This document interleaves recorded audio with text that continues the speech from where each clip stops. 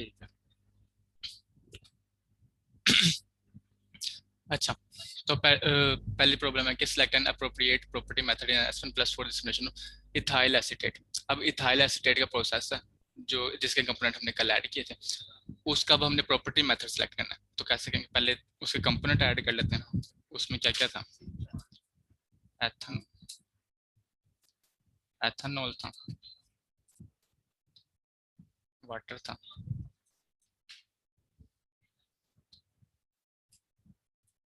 Acetic acid,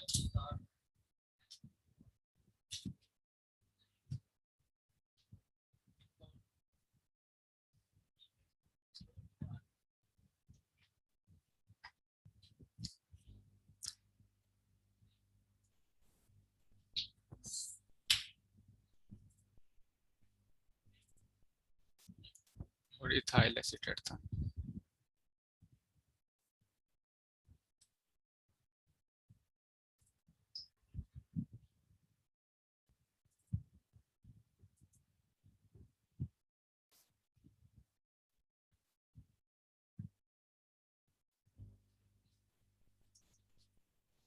क्या करेंगे।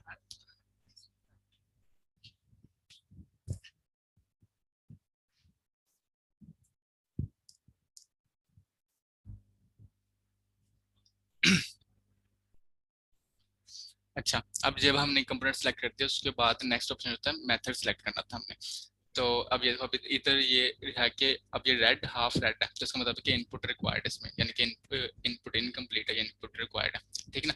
अगर ना पता चले कि फर्स्ट ये कौन सा स्टेप है, इसके बाद कौन सा स्टेप करना है, तो इधर ऑप्शन होते हैं नेक्स्ट की। इधर ये नेक्स्ट का बटन दबाएंगे तो वो खुद ही बता देगा कि नेक्स्ट अब प्रोसेस क्या करना है, स्टेप क्या करना है। तो अब ये देखो इसने खुद ही इस मेथड के ऊपर ले आया कि स्पेसिफाई करें मेथड कौन सा यूज करना है। अब मेथड यूज करने के लिए हमें ना थोड़ा सा नॉलेज होनी चाहिए प्रोसेस की अपने, कि हम किन कंपोनेंट्स को डील करें, हमारा प्रोसेस कौन सा है, पॉलीमर का, पेट्रोलियम का है, कोई सिंथेटिक कंपोनेंट बना रहे हैं हम या क्या बना रहे हैं। तो अभी हमारा केमिकल का, तो अगर हमारे पास डीप नॉलेज नहीं है इस प्रोसेस की, कि हमें नहीं पता कि क्या प्रोसेस है, ठीक है ना, तो हम इसमें होता है मेथड असिस्टेंट, कि हमें खुद असिस्ट करता है कि आप ये वाला मेथड सेलेक्ट करें। तो इसको सिलेक्ट करते हैं। अब ये एसपन की हेल्प ओपन हो जाती है कि जिसमें वो ना हमें स्टेप बाय स्टेप गाइड करता है। हमसे ऑप्शन पूछता है कि ये हमारा प्रोसेस कौन सा, कंपोनेंट्स कौन से हैं। हम सेलेक्ट करते जाएंगे और एंड पर वो प्रॉपर्टी का नाम बता देगा कि आप ये वाली प्रॉपर्टी यूज करें तो बेस्ट रिजल्ट आएंगे। अच्छा, अब ये प्रॉपर्टी सिलेक्शन असिस्टेंट है। क्या है कि किसी एक, पहले अब चूज करना है हमने ऐसे था कि start by selecting one of the following option, कि हमें कंपोनेंट का पता है कि प्रोसेस का पता है। तो अभी तो हमें सिर्फ कंपोनेंट्स का पता है, तो हम कंपोनेंट की बुनियाद पर करते हैं। अब वो पूछा कि केमिकल है कि हाइड्रोकार्बन है, तो केमिकल कंपोनेंट्स हैं। उसके बाद है कि प्रेशर ज्यादा है 10 बार से कि नहीं, नहीं एथाइल स्टेटस टेरिफिकेशन में कम होता है। अब उसने ये देखें ये दे दिया मेथड ये वाले, कि use an activity option method such as NRTL Wilson unique और यूनिफैक, ये वाले उसने ऑप्शन दिया कि आप ये वाले कर सकते हैं इसके लिए लो प्रेशर्स के लिए। ठीक है ना। लेकिन हमने और चीजें स्पेसिफाई करने के, अब जैसे कि ये है कि the following issues must also be considered. अब जैसे हमें पता है कि कार्बोक्सिलिक एसिड है जो फंक्शनल ग्रुप है ना हमारे कंपोनेंट में, जैसे कि एसिटिक एसिड उसने इधर बताया हुआ भी एसिटिक एसिड, तो इथाइल एसिटेट और एसिटिक एसिड दोनों चीजें मौजूद हैं। तो हम कहते हैं कि हाँ यही वाला। तब उसने क्या कर दिया, उसने ना और उसने कह दिया कि ये वाले दो जो है ना NRTL HOC और WILS NTH, ये वाले बेस्ट हैं। इन इक्वेशंस को यूज करके आपका रिजल्ट जो आएगा वो बेस्ट आएगा। ठीक है। और इसके बाद है कि अगर आपने इन इक्वेशंस को पढ़ना है कि ये कौन से इक्वेशंस यूज कर रहे हैं, कौन से कोफिशिएंट्स वगैरह हैं, तो इनको सिलेक्ट करने आगे वो डिटेल बता देगा। तो अगर डिटेल देखनी है कि कैसे मेथड, इसको सिलेक्ट कर लो। तो ये नीचे थोड़ा सा इसको ये बता देगा कि ये वेपर मिक्सर कौन से होंगे, पैरामीटर के क्रिटिकल टेम्परेचर, प्रेशर होंगे, एंथैल्पी, इनकी बुनियाद पर निकले गिव्स एनर्जी, और इक्वेशन ऑफ स्टेटस की ये वाली होंगी। अगर 3 ATM से ज्यादा बढ़ा, मतलब ना इधर इक्वेशंस की ना वो आपको फुल डिटेल बता देगा अगर इस डिटेल में जाना है। लेकिन हमने मतलब डिटेल में नहीं जाना था, हमने बस देखना था कि मेथड हमें पता लगे ये वाला मेथड यूज करना है। फिर हम इधर आते हैं मेथड ने, बेस मेथड में आ जाए। बेस मेथड में। अब उसने कहा था कि NRTL वाला था या WL वाला था, तो NRTL। अच्छा, अब इसमें जैसे कि नहीं नजर आ, इसमें NRTL और NRTL SSE आ रहा है बस, लेकिन उधर कहता है NRTL HOC था, तो अब वो किधर से आएगा? तो ये चूंकि यहाँ पर है ना मेथड फिल्टर है कॉमन, तो इसको हम आल पे कर देंगे कि सारे मेथड दिखाए। उसके बाद अब हम सर्च करते हैं NRTL। अब ये देखें, ये वाला आ गया NRTL HOC। अब ये इधर भी ऑटोमेटिकली फिल हो गया। और अच्छा ठीक है, इसने ना ये स्पेसिफाई कर दिया ये वाला मेथड है। अब ये ना अब पैरामीटर वाला इनपुट इनकम्प्लीट हो गया। ये क्यों इनकम्प्लीट हो गया? किसी ना बाइनरी इंटरेक्शंस होती हैं, ये वाले जो कंपोनेंट्स है ना हमारे, ये वाले कंपोनेंट्स, कि अब इन सब की रेशियोज होते हैं कि अगर वाटर और एथेनॉल का बाइनरी कम्बिनेशन बनेगा, अगर वाटर और एसिटिक एसिड का वाटर और इथाइल एसिटेट का बाइनरी कम्बिनेशन बनेगा तो क्या वैल्यूज आएंगी। मतलब ये ना इसकी बैक एंड पर फिजिकल प्रॉपर्टीज होती हैं। तो अगर हम इसको खोलना, ये बाइनरी इंटरेक्शन है। अच्छा, ये ऑटोमेटिकली फिल कर देगा ये, बस अब ये टिक हो गया सारा। इसको वो पता लगे कि अच्छा ये NRTL में ये टेम्परेचर डिपेंडेंट है, ये स्केलर है, ये टेम्परेचर डिपेंडेंट है। तो मतलब ना ये इसके बैक एंड पर होते हैं चीजें कि जिनकी बुनियाद वो इक्वेशंस को लेता है, इनकी बाइनरी इंटरेक्शन बनाता है, इनको सोल्व करता है कि जो मेथड सिलेक्ट किया हुआ है वो इन कंपोनेंट्स के साथ बेस्ट फिट है कि नहीं है। उसके बाद ये फिट है, ये भी टिक हो गए सारे, और ये कंपोनेंट्स भी टिक हो गए। तो इस तरह से हम मेथड सेलेक्ट करते हैं इसमें एस्पन प्लस में। अब ये ठीक है, तो क्या था सिलेक्ट में, क्या अप्रोप्रिएट मेथड सेलेक्ट करना था। हम मेथड कोई भी कर सकते थे, लेकिन अब जैसे कि हमें सिर्फ प्रोसेस का पता है, प्रोसेस के जरिए सेलेक्ट कर देंगे। अब कंपोनेंट्स की टाइप्स का पता है डिटेल, तो कंपोनेंट की बुनियाद पर आगे खुद ही एस्पन गाइड करता रहेगा और हम प्रॉपर्टी मेथड सेलेक्ट करते हैं। तो ये एग्जांपल। उसके बाद एग्जांपल 7 कि a mixture of alkane C5 to C8 must be processed in a distillation column. Select an appropriate package in एस्पन हाइसिस। अच्छा, अब एस्पन हाइसिस में सिलेक्ट कैसे करते हैं प्रॉपर्टी मेथड। एस्पन हाइसिस में जो प्रॉपर्टी मेथड होता है ना, उसका नाम होता है फ्लूइड पैकेज। इसका नाम चेंज है, लेकिन काम वही है कि इक्वेशंस जो बैकएंड पे होते हैं किस इक्वेशन को लेगा, किसके जरिए सोल्व करेगा इसको एस्पन। तो पहले ही कंपोनेंट्स ऐड कर लेते हैं। अच्छा, अब सवाल में क्या है कि कंपोनेंट्स कौन सा, मिक्सचर ऑफ अल्केन C5 से C8 तक है। ठीक है, अब ये एस्पन हाइसिस में आएंगे। अब अल्केन हमारे पास C है, ये C5 से ये C8 तक। तो ये शिफ्ट का बटन, इसको सिलेक्ट करना है, टॉप वाले को शिफ्ट का बटन प्रेस करना है, और ये एंड वाले को, तो ये सारी रेंज टोटल रेंज सिलेक्ट हो जाएगी। इसको ऐड कर देना, तो ये हमारे पास C5 से C8 तक ऐड हो गए। ठीक है, ये कंपोनेंट्स ऐड कर लिए, डिस्ट्रीब्यूशन कॉलम में प्रोसेस होंगे। क्या है कि इसके लिए अप्रोप्रिएट प्रॉपर्टी पैकेज जो है सिलेक्ट करें इसमें। अच्छा, अब इसमें कैसे करेंगे? इसमें भी आएंगे, ये फ्लूइड पैकेज के नाम से था, उसमें प्रॉपर्टी मेथड के नाम से, इसमें फ्लूइड पैकेज के नाम से इसको ऐड करेंगे। ये आ गया। अच्छा, उसके बाद यहाँ ये सारे पैकेजेस हैं कि जो एस्पन हाइसिस ऑफर करता है। ये इसकी लिस्ट है जैसे वहां पर थी, और लिस्ट सिर्फ एक ही है। एस्पन हाइसिस हाइसिस में थोड़ी चीजें पैकेज जैसे कह सकते हैं कम है, लेकिन क्योंकि ये पैकेज ना काफी वो कम्प्रिहेंसिव होते हैं कि एक ही मेथड के अंदर काफी ज्यादा चीज होती है। तो इसका जैसे जनरल NRTL, अब और एक्सटेंडेड NRTL, लेकिन इसमें क्या था प्लस में। अगर इसमें मेथड्स में जाए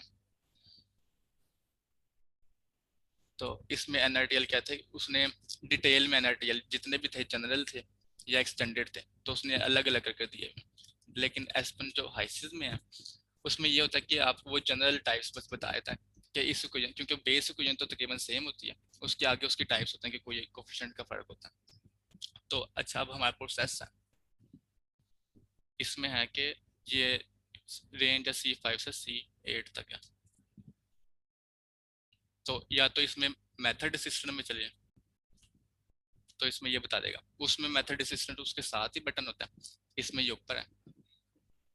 तो ये थोड़ा सा इन्वायरमेंट का फर्क है डिस्प्ले का, बाकी मेथड सेम ही है। अब इधर पूछेगा कि कौन से हैं, ऑयल प्रोसेसिंग है, रिफाइनरी या केमिकल्स है। तो चूंकि डिस्टिलेशन है तो हमारा क्या है, ऑयल एंड गैस प्रोसेसिंग में आ जाएगा। उसके बाद है कि हमने प्रोसेस, उसने ये बता दें कि ये वाले मेथड आप यूज करें। अगर हमें और डिटेल पता है तो हम कहते हैं कि जैसे गैस ट्रीटिंग है, ठीक है, गैस ट्रीटिंग है, तो उसके आगे और टाइप्स बताएगा कि कौन सी गैस है, सोर है कि ये वाली है। तो अब चूंकि गैस ट्रीटिंग नहीं है, हमारा सिंपल क्या है, गैस प्रोसेसिंग है।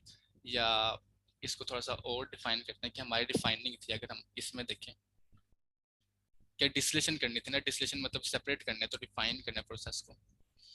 तो इसमें अगर हम डिफाइनिंग में जाए तो उसने ये वाले मेथड दे दिए कि ये वाले आप यूज करें मेथड ना। और अगर हम कहते हैं कि हमें डिस्टिलेशन का हमें पता है कि उसने डिस्टिलेशन कहा हुआ है, तो हम कॉलम डिस्टिलेशन यूज करते हैं, तो और स्पेसिफिक मिल जाएंगे कि एटमोस्फेरिक। अब ये नहीं पता हमें इसका, लेकिन हम इसका देख लेते हैं कि कौन सा एटमोस्फेरिक क्रूड है। तो उसने कहा कि ये वाले दो पेंग्रोमेसन ग्रेसन वाली इक्वेशन यूज करें। अगर हम कहते हैं कि दूसरी वैक्यूम टावर है, तो उसमें क्या है, उसमें भी पेंग्रोमेसन और ग्रेसन यूज करें। अगर उसका प्रेशर 10 बार से कम है, अगर 10 बार से ज्यादा है, तो ये वाली इक्वेशन यूज करें।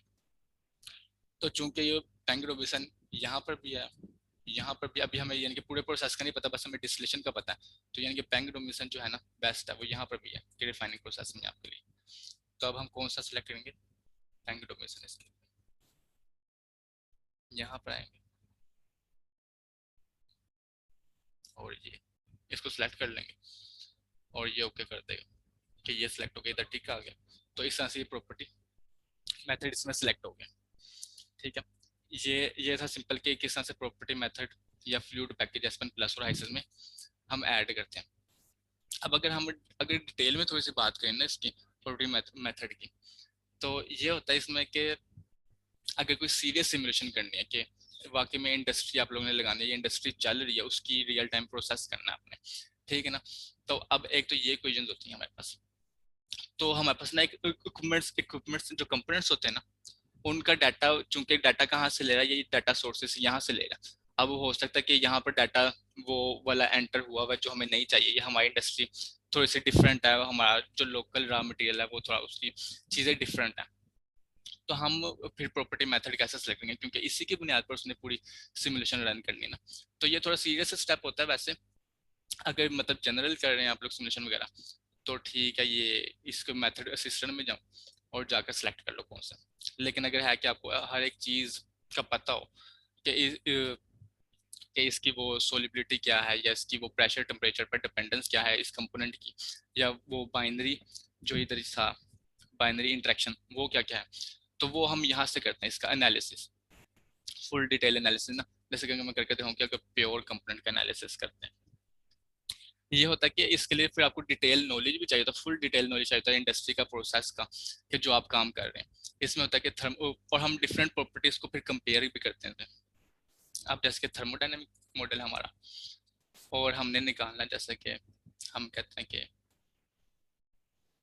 इंथैल्पी निकाल लेते हैं वेपराइजेशन की, और ये वाला मेथड यूज करें, ठीक है। उसके बाद हम कहते हैं कि ये सारे कंपोनेंट्स हम ऐड कर देते हैं, और उसके बाद हम कहते हैं कि एनालिसिस करो कि इसका इन सारे कंपोनेंट्स की जो है इंथैल्पी ऑफ वेपराइजेशन वो क्या है, ठीक है। अगर हम करते हैं रन एनालिसिस, वो फिर बता देगा कि जो एस्पन के अंदर डाटा बैंक्स हैं, उनसे जो डाटा आ रहा है वो शो करा देगा कि इन कंपोनेंट्स का ये इंथैल्पी ऑफ वेपराइजेशन है। तो अगर उनसे डिफरेंट होगी फिर हम उसको एडिट कर देते हैं, क्योंकि ना प्रोसेस की फुल डिटेल जब हमारे पास होती है किसी इंडस्ट्री की, तो फिर हम ये वाली चीजें एंटर करते हैं, इसको डिटेल में करते हैं। हम ये कर्व आगे टेम्परेचर की और इंथैल्पी ऑफ वेपराइजेशन की, जैसे जैसे टेम्परेचर बढ़ रहा है, अब जैसे ये पिंक में जो है ये वाला एसिटिक एसिड है, जो ब्लू में है वो एथेनॉल है, जो ग्रीन में है वो वाटर है, और ये जो पर्पल में है वो एसिटिक एसिड है। अब ये टेम्परेचर पर डिपेंड करके बता रहा है कि जैसे जैसे टेम्परेचर बढ़ रहा है तो वो किस तरह से चेंज हो रही है उसकी इंथैल्पी, या कोई और अगर सेलेक्ट करना है, किसी और चीज़ को सेलेक्ट करना है, देखना है कि वो चीज़ कैसे, तो इधर से सिलेक्ट कर सकते हैं। तो मतलब ये वाले स्टेप्स जो होते हैं ना, ये एनालिसिस के सारे, सोलिबिलिटी होता है, अगर कोई एजियोट्रोप बन रही है प्रोसेस के अंदर तो उसमें रेजिडुअल कर्व देखते हैं, एक ये भी देखें कि अगर कोई एजियोट्रोप बन रही है, फाइंड एजियोट्रोप, इसको देख लेते हैं कि किन कंपोनेंट्स का, सारे कंपोनेंट्स का सिलेक्ट करते हैं, ठीक है ना। इसकी रिपोर्ट देख लेते हैं, इसकी रिपोर्ट पर सिलेक्ट करेंगे तो वो बता देगा कि अगर इन कंपोनेंट्स के दरमियान किसी टेम्परेचर पर कोई एजी ड्रॉप बन रही है जिस पर मिक्सचर जो है सेपरेट नहीं होता, तो हमें पता लग जाएगा पहले ही सिमुलेशन से पहले। अब यहाँ पर लिखा है 3 एजी ड्रॉप्स फाउंड। अब क्या है कि कौन सी 3 आई हैं इस टेम्परेचर पर 78 डिग्री के ऊपर एथेनॉल वाटर, कि अगर ये वाले मोल आएंगे ना मोल बेसिस, तो इस पर एजी ड्रॉप बन जाएगी, यानी कि इस टेम्परेचर के ऊपर और इस कंपोजिशन के ऊपर ये दोनों जो हैं बाइनरी के जो मिक्सचर होंगे ना ये सेपरेट आउट नहीं होंगे। इसी तरह से इस टेम्परेचर पर एथेनॉल और इथाइल एसीटेट की अगर ये फ्रैक्शन होगी तो ये सेपरेट आउट नहीं होंगे, और अगर वाटर और इथाइल एसीटेट की ये कंपोजिशन होगी इस टेम्परेचर के ऊपर तो ये सेपरेट आउट नहीं होंगे। तो मतलब ये जो एनालिसिस की सारी चीज़ें ना ये फुल डिटेल के लिए यूज होते हैं कि हमें प्रोसेस सिमुलेशन रन करने से पहले हमें चीज़ें पता हो कि हमारे पूरे कंट्रोल में हो, फिर हम इक्वेशन सेलेक्ट करें या इक्वेशन को खुद से डिफाइन करें कि इसके जरिए सोल्व करें। तो ये इन चीज़ों के लिए यूज होता है बिल्कुल एडवांस लेवल पर। तो जहाँ तक हमारा काम होता है या अंडर ग्रेजुएट के बच्चों का काम होता है वो यही होता है कि मेथड में जाना होता है, सिर्फ उनके पास कंपोनेंट्स का पता होता है और प्रोसेस का पता होता है कि ये प्रोसेस है हमारा रिफाइनिंग या पेट्रोलियम का, तो बस सिंपल से मेथड सिस्टम में जाते हैं और सिलेक्ट कर लेते हैं। अगर खुद पता है कि अच्छा ये वाली कंपोनेंट्स के साथ ये वाला मेथड आता है तो ऑटोमेटिकली खुद ही सिलेक्ट कर लो, अगर नहीं पता तो ये मेथड असिस्टेंट आसानी से आपको गाइड कर देता है। तो इस तरह से प्लस और हाइसिस में चीज़ें ऐड करते हैं, मेथड सेलेक्ट करते हैं। अच्छा, अब नेक्स्ट आके केमिस्ट्री और रिएक्शन। केमिस्ट्री और रिएक्शन ये होता है कि एसपन प्लस और हाइसिस में अब रिएक्शन कैसे ऐड करते हैं, या कोई प्रोसेस है जैसे कि अब ये है कंपोनेंट्स, ठीक है। अब ये कंपोनेंट्स हैं इनके दरमियान कोई केमिस्ट्री है, जैसे केमिस्ट्री रिलेशन होते हैं कि कोई इलेक्ट्रोलाइट वगैरह है, ठीक है।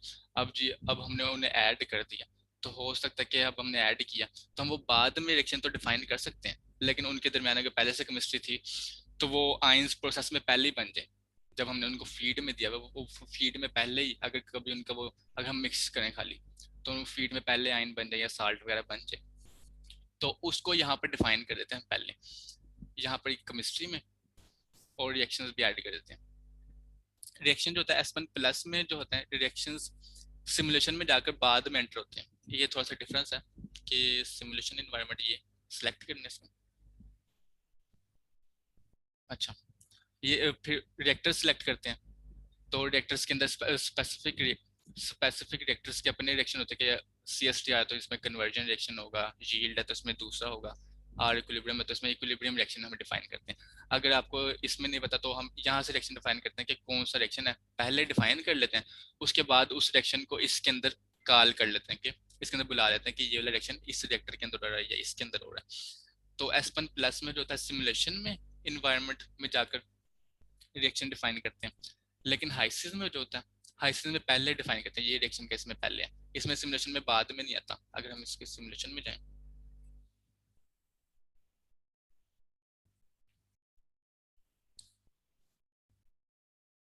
अब यहाँ पर कोई रिएक्शन का टैब नहीं है, क्योंकि इसकी प्रॉपर्टीज में टैब है, इसको हमने प्रॉपर्टीज में डिफाइन करना था पहले रिएक्शंस और फिर बाद में उसको किसी इक्विपमेंट में बुलाना था तो वो हम कॉल कर लेते हैं कि वो रिएक्शन इसके अंदर हो रहा है।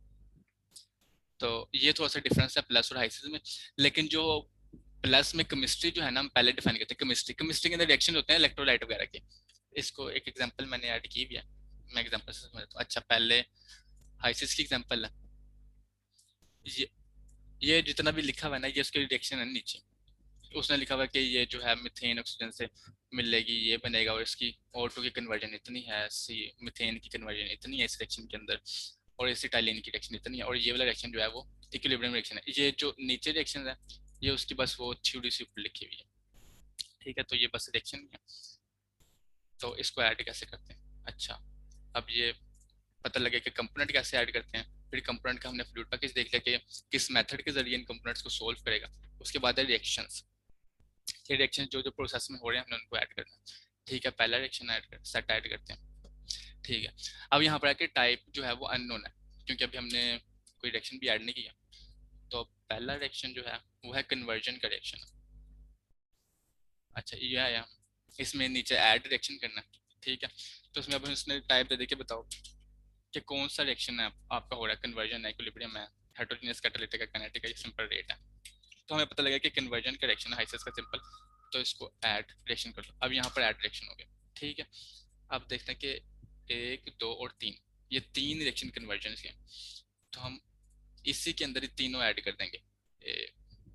तो इसको दोबारा से ऐड करेंगे, रिएक्शन 2 ऐड हो जाएगा, दोबारा से ऐड करेंगे, रिएक्शन 3 ऐड हो जाएगा। ठीक है, उसके बाद हम इसको रिएक्शन 1 को ओपन करेंगे, डबल क्लिक करेंगे। अब ये कहेगा कि अब डिफाइन कर दो कि कौन सा कंपोनेंट का, यानी कि कंपोनेंट, रिएक्टेंट्स और प्रोडक्ट्स हमें इसमें डिफाइन करनी होती हैं। तो इधर एक छोटी सी मिस्टेक अगर मैं दिखाऊं तो, इसको अगर हम ओपन करें ना, ये अगर ऐड कंपोनेंट करते हैं, अगर कंपोनेंट वो पुरानी प्रॉब्लम क्या है, तो ये वाले कंपोनेंट्स हमें शो हो रहे हैं, तो ये प्रॉब्लम थी थोड़ी सी। तो कंपोनेंट्स चेंज कर लें, जो कंपोनेंट्स इस एग्जांपल में है ना उनको ले लेते हैं। ऐसे ये रिमूव कर दिया इसको। अब यहाँ पर क्या है, मीथेन, ऑक्सीजन, कार्बन मोनोऑक्साइड है। Methane, oxygen, carbon monoxide, hydrogen है, वाटर है।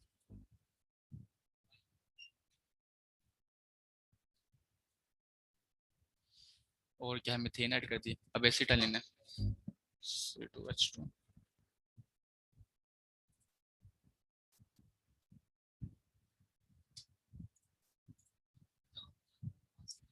उसके बाद हाइड्रोजन ऐड कर दिया, एसिटाइलिन है, कार्बन सिंपल,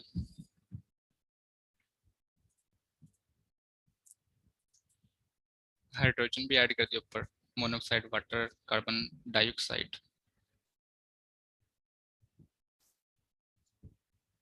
उसके बाद हाइड्रोजन। सही है कि हमारे सारे कंपोनेंट्स इसमें सेलेक्ट हो गए।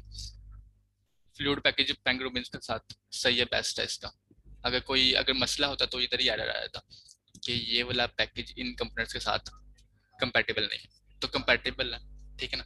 अब ये रिएक्शन हमने ऐड किया, अब इनको अब इसको इसके अंदर डिफाइन करते हैं कि ये वाले रिएक्शन इसमें कैसे डिफाइन करनी है। ये हमारे रिएक्शंस के अंदर उसमें पहला सेट डिफाइन किया हुआ है, पहले सेट को डबल क्लिक किया, डबल क्लिक कर लो, ये यहाँ से सिलेक्ट कर लो, तो ये सेम ही विंडो आ जाएगी, ओपन आएगी। ठीक है ना। इसमें कन्वर्जन के 3 रिएक्शन हमने डिफाइन किया, पहला रिएक्शन डिफाइन करते हैं, डबल क्लिक करेंगे, ये आ गया। इधर से देख लेते हैं, मिथेन प्लस ऑक्सीजन है, मिथेन, ऑक्सीजन। अच्छा, इसको डिफाइन कैसे करते हैं, इस तरह से डिफाइन करते हैं कि अब चूंकि ये अब एरो के बाद है ना, तो हमने टोटल रिएक्शन में जितने कंपोनेंट्स यूज हो रहे हैं ना उन सबको लिख देना होता है। मिथेन, ऑक्सीजन है, उसके बाद के कार्बन मोनोऑक्साइड, हाइड्रोजन और वाटर है। कार्बन मोनोऑक्साइड, हाइड्रोजन और वाटर। अच्छा, उसने मोलिकुलर वेट खुद उसने डाटा बैंक से देख लिया कि इनका ये मोलिकुलर वेट है। अब स्टाइकोमेट्रिक कोफिशिएंट, के स्टाइकोमेट्रिक कोफिशिएंट ये है कि कौन कितना कंज्यूम हो रहा है और कौन कितना प्रोड्यूस हो रहा है। अब जो मिथेन और ऑक्सीजन है ये कंज्यूम हो रहे हैं, अब जो कंज्यूम होगा ना उसके साथ नेगेटिव साइन आएगा। अब इनके साथ 1 1 मोल है, ठीक है ना, अगर कुछ नहीं है तो 1 मोल है, तो अब ये कंज्यूम है तो ये -1 के साथ, इसका भी कोफिशिएंट -1 के साथ, क्यों, क्योंकि ये कंज्यूम हो रहे हैं। ठीक है ना। अब जो प्रोड्यूस हो रहे हैं उनका पॉजिटिव के साथ आएगा। अब इनके भी कोफिशिएंट 1 है तीनों के, तो इसको क्या करेंगे, इधर 1 1 1। ठीक है। अब उसने बैलेंस एरर दे दिया कि कोई बैलेंस एरर नहीं है, कि यानी कि जितने रिएक्टेंट्स कन्वर्ट हो रहे हैं उतने प्रोडक्ट में, यानी कि मोल, पूरा मोल बैलेंस है। अगर कोई बैलेंस में कमी होती है, यानी कि कोफिशिएंट हमने अगर गलत लगाया तो अगर 2 लगा दूं तो वो इधर आ जाता है कि इतना एरर है। ठीक है ना। तो इधर कोई एरर नहीं, लेकिन अभी ये क्या है कि नोट रेडी, अभी भी रेडी ने कोई और चीज डिफाइन करनी है। क्या चीज रह गई है, कन्वर्जन रह गई है। ठीक है। अब इस साइड पर कन्वर्जन आता है, कन्वर्जन का ये फॉर्मूला है कि टोटल कन्वर्जन कितनी होगी, कि पहले का कोफिशिएंट दूसरे का coefficient into temperature plus C2 into, यानी कि ना ये फॉर्मूला है इसका पूरा। तो अब हमने क्या करना है, हमारे पास जो डाटा हमने उसी के तरह डिफाइन करना है। उसने कहा कि कन्वर्जन ऑफ O2 इज 100%, क्या इस रिएक्शन में जो O2 है ना वो फुल कन्वर्ट हो गया। तो ये है, हम आएंगे रिएक्शन फेस पैसे लेन देना। अब ये देखो, अब चूंकि ये कन्वर्जन है, CO यानी कि पहला, CO का मतलब था कि पहला ही कंपोनेंट है जो वो है, तो इसको क्या करना है, क्या, एक मिनट, बेस कंपोनेंट जो है वो ऑक्सीजन है। ये ऑक्सीजन का जो पहला कोफिशिएंट है जो ऑक्सीजन, अब ये जो कन्वर्ट होना है ये वाला ऑक्सीजन टाइप। ठीक है ना। अब इसके ये इसकी कन्वर्जन कितनी है, उसने कहा कि 100% है, तो हम इसको 100% कर देते हैं, बस सिंपल। तो बाकी कोफिशिएंट हमें नहीं पता तो हम ऐड भी नहीं करेंगे, उसको पहले कोफिशिएंट को ही हमने 100 कर दिया। और इधर ये सिलेक्ट कर लेना कि मीथेन ना हो, ऑक्सीजन नहीं हो, क्योंकि ऑक्सीजन 100% कन्वर्ट हो गई और ये रेडी हो गया, यानी कि ये वाला रिएक्शन डिफाइन हो गया, पहला रिएक्शन। अब इसका आगे टिक आ गया कि डिफाइन हो गया, ठीक है ना। अब इसी तरह से हम बाकी करेंगे कि मीथेन एसिटाइलिन और हाइड्रोजन बंधन, दूसरा रिएक्शन आ गया।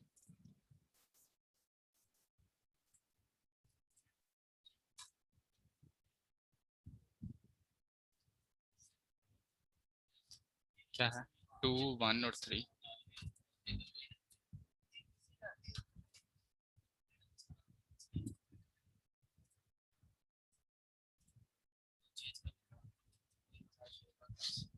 अब इसका ये देख ले कि ये एरर, कोई भी एरर नहीं है।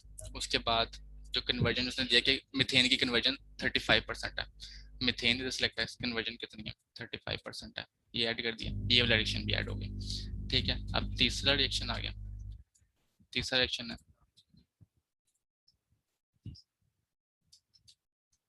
अच्छा तीसरा रिएक्शन है कि एसिटाइलिन कार्बन और हाइड्रोजन है,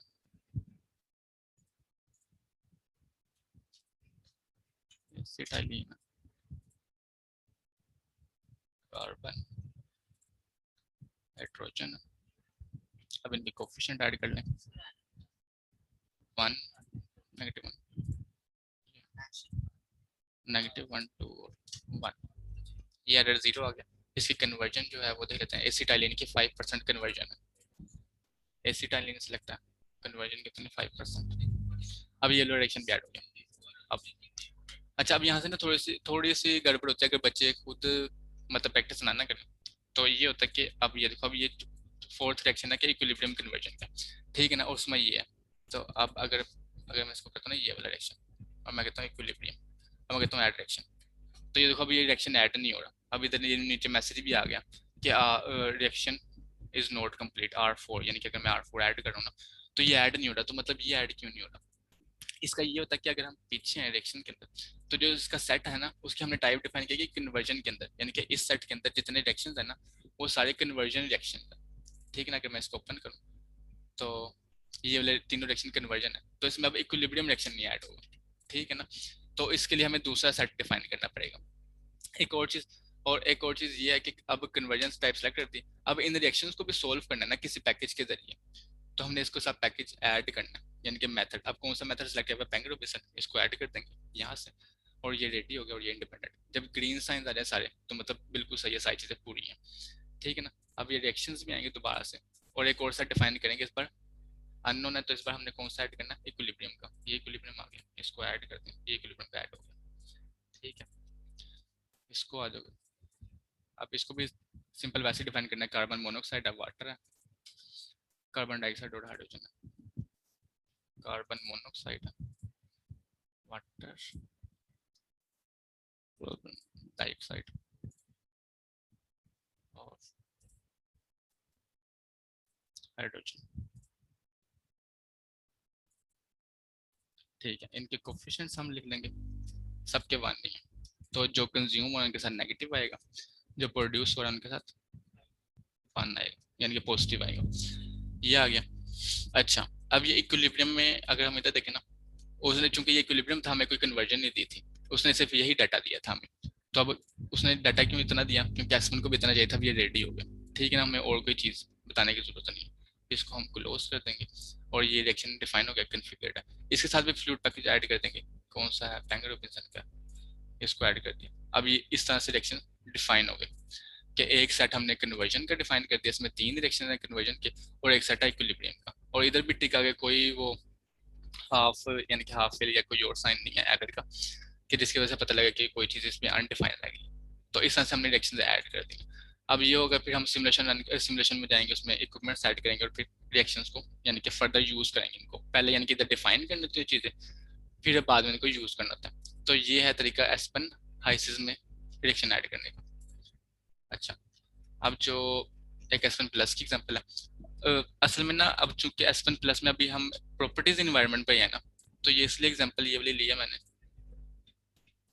क्योंकि अब एस वन प्लस में जो असल रिएक्शंस ऐड होते हैं ना वो सिमुलेशन इन्वायरमेंट में जाकर ऐड होते हैं, और इक्विपमेंट से जब हम लगाते हैं तब। लेकिन इसमें जो रिएक्शन केमिस्ट्री है ना, केमिस्ट्री वाले रिएक्शन वो इसमें इस प्रॉपर्टीज वाले भी इन्वायरमेंट में ऐड होती हैं। तो उसकी एक एग्जांपल ये ऐड की है मैंने, इसको पढ़ लेते हैं कि an aqueous solution of HCl is neutralized by a scrubber by an aqueous solution of NaOH. Define the chemistry. अब इसको chemistry define करनी है of electrolyte reaction for this process in Sp plus. तो अब चूंकि हमने डिफाइन करना कैसे करेंगे, अब चूंकि पहले हमने कंपोनेंट्स डिफाइन करना है कि HCl है और NaOH है, और ये हमें पता लग गया कि इलेक्ट्रोलाइट रिएक्शन है, तो इलेक्ट्रोलाइट में क्या होगा कि हमारे पास आयंस भी होंगे, तो हमने आयंस को भी डिफाइन करना है कंपोनेंट्स के अंदर पहले। तो अच्छा, एक और बात बतानी थी, इसको ना मैं क्लोज करता हूँ पहले, ये फाइल में गई क्लोज कर दी, सेव चेंजेस नहीं चाहिए। अच्छा, अब जैसे मैं करता हूँ न्यू, जैसे पहले लेक्चर में बताया था ना कि मैंने कहा था कि अब जो जो प्रोसेस हम यूज करेंगे ना, तो उसका वो हम यहाँ से बस क्या फर्क होता है कि उसका प्रॉपर्टी मेथड पहले से सिलेक्ट होता है, उसके यूनिट्स वगैरह सिलेक्टेड होते हैं, ठीक है ना। अब हमें पता लगे कि अभी हमने जो डायरेक्शन डिफाइन करना है ना, किधर है ये वाला, वो इलेक्ट्रोलाइट डायरेक्शन है, ठीक है ना। तो अगर हमें पता है पहले से प्रॉब्लम पता लग गई, हम एसपन कौन करेंगे, इलेक्ट्रोलाइट्स में जाएंगे, electrolytes with matrix unit, matrix में करना है, इंग्लिश यूनिट इंग्लिश में कर लेते हैं।